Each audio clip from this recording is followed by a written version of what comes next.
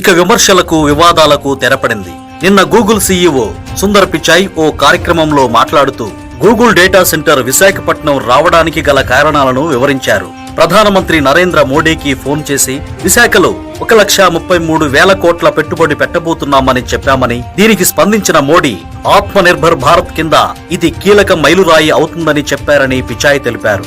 ఇక్కడ మీరు గుర్తుపెట్టుకోవాల్సిన విషయం ఏంటంటే గూగుల్ సీఈఓ నోటి నుంచి హైదరాబాద్, బెంగళూరు, చెన్నై పేరు రావాలి, కానీ అనూహ్యంగా విశాఖపట్నం పేరు వచ్చింది. అంతేకాదు, ఆయన వైజాగ్ ను బ్యూటిఫుల్ కోస్టల్ టౌన్ అంటూ పొగిడారు. తాను వైజాగ్ గురించి మాట్లాడుతున్నప్పుడు ఆ సమావేశంలో ఉన్నవారంతా చప్పట్లు కొట్టాలని కోరడం విశేషం. అయితే సుందర్ పిచాయ్ విశాఖ పేరు ప్రస్తావించడం వెనక ఉన్న కారణాలను మీకు స్పష్టంగా వివరించబోతున్నాం. మొదటగా మంత్రి నారా లోకేష్ ఇటీవల వరల్డ్ ఎకనామిక్ ఫోరం లో పాల్గొనేందుకు దావోస్ పర్యటనకు వెళ్లారు. అక్కడ గూగుల్ కంపెనీ ప్రతినిధులను కలిశారు. ఇండియాలో మీరు డేటా సెంటర్ ఏర్పాటు చేయాలనుకుంటున్నారని తెలిసింది. అందుకు విశాఖపట్నం అయితే బాగుంటుంది.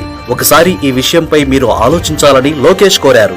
ఆ తర్వాత లోకేష్ మరోసారి అమెరికాలో గూగుల్ ప్రతినిధులను కలిశారు. ఆ సందర్భంగా వారు మేము ఇండియాలో అడుగు పెట్టాలంటే కొన్ని అడ్డంకులున్నాయని చెప్పారు. అంతేకాదు, చట్టాలకు సవరణ చేయాల్సిన అవసరం ఉంటుందని, తమకు నష్టం కలిగే నిబంధనలు ఉండకూడదని కోరారు. దీంతో ఈ విషయంపై ముఖ్యమంత్రి చంద్రబాబు ప్రధానమంత్రి మోదీని కలిసి గూగుల్ విశాఖపట్నం రావడానికి ఎదురుచూస్తోంది. అయితే దీనికి కొన్ని నిబంధనలు అడ్డంకిగా ఉన్నాయి, వాటిని మార్చాలని కోరారు. వాటిని పరిష్కరిస్తే కంపెనీ ఏపీకి వస్తుందని చెప్పారు. చంద్రబాబు అడిగిన వెంటనే మోడీ స్పందిస్తూ అంత పెద్ద కంపెనీ ఏపీకి వస్తుందంటే అందరికీ సంతోషమే కదా, ఖచ్చితంగా వారు అడిగినన్ని ఇద్దామన్నారు. ఈ లోపు లోకేష్ ఆర్థిక శాఖ మంత్రి నిర్మలా సీతారామన్, కమ్యూనికేషన్ల శాఖ మంత్రి అశ్విని వైష్ణవ్ను కలిసి వారి సహకారంతో గూగుల్ కు లైన్ క్లియర్ అయ్యేలా చట్టాలను వర్కౌట్ చేశారు. తర్వాత గూగుల్ ప్రతినిధులతో లోకేష్ మాట్లాడి అన్ని సిద్ధం చేశామని, మీరు రావడమే తరువాయి అని మీకోసం ఎదురు చూస్తున్నామని చెప్పారు. గూగుల్ కూడా వీరు మన పట్ల బాగా ఆసక్తి చూపిస్తున్నారు, రాయితీలు కూడా చాలా బాగున్నాయి,